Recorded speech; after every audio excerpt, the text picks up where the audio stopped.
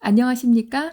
한 주간 장애계를 뜨겁게 달군 주요 이슈를 전해드리는 한국장애인단체 총연합회 2026년 7월 첫째 주, 둘째 주 주간 핫이슈입니다.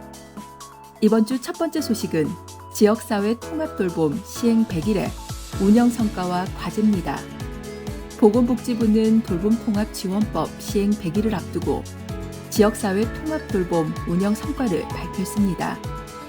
지난 6월 26일 기준 통합돌봄 신청자는 46,215명이며 이 가운데 37,304명이 맞춤형 돌봄 서비스를 연계받았습니다. 이용자 1인당 평균 3.3건의 서비스를 지원받은 것으로 나타났습니다.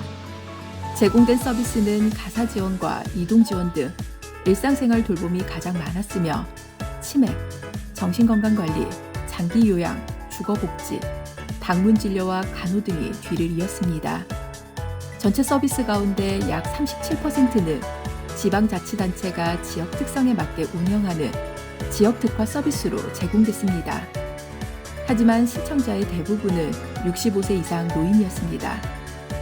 65세 미만 장애인 신청자는 596명, 실제 서비스 연계는 270명에 그쳐 장애인 참여는 아직 제한적인 것으로 나타났습니다.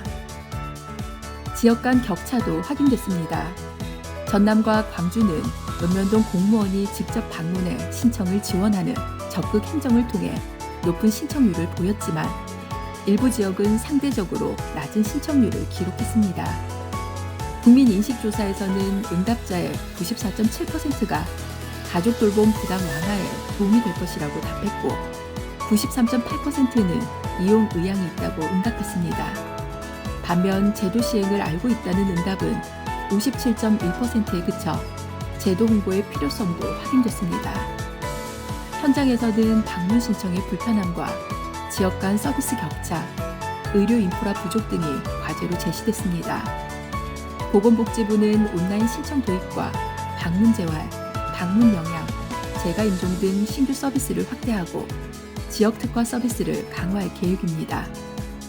정은경 보건복지부 장관은 통합돌봄 시행 100일은 성과를 평가하는 시점이 아니라 정책이 현장에서 실제 변화로 이어지는지 확인하는 출발점이라며 국민이 체감하는 지역사회 통합돌봄 체계를 만들어 나가겠다고 밝혔습니다. 장애인 학대 예방의 날은 장애인의 권리와 존엄을 보호하기 위해 지난해 장애인복지법 개정으로 지정된 법정 기념일입니다.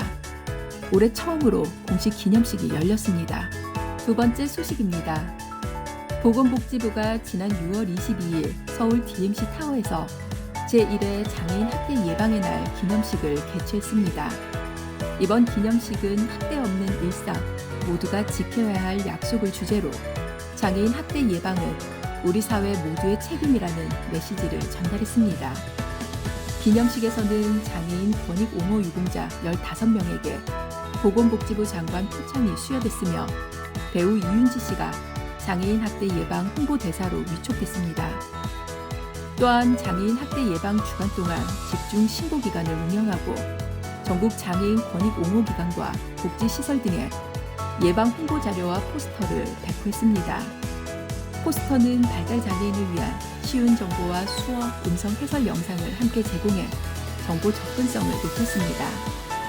정은경 보건복지부 장관은 장애인 학대는 중대한 인권 침해이며 은폐되기 쉽고 반복되는 특성이 있는 만큼 주변의 세심한 관심과 발견이 무엇보다 중요하다며 예방과 피해자 보호, 지역사회 자립 지원까지 정책적 지원을 강화하겠다고 밝혔습니다. 박정식 중앙장애인 권익옹호기관장은 장애인 학대는 주변의 관심과 적극적인 신고를 통해 예방할 수 있다며 장애인 학대 예방의 날을 계기로 사회적 관심과 홍보 활동을 더욱 확대해 나가겠다고 전했습니다. 이상으로 주간 핫이슈를 마치겠습니다. 질문 있으시면 댓글로 남겨주세요. 지금까지 목소리 출연의 아나운서 최국화였습니다. 감사합니다.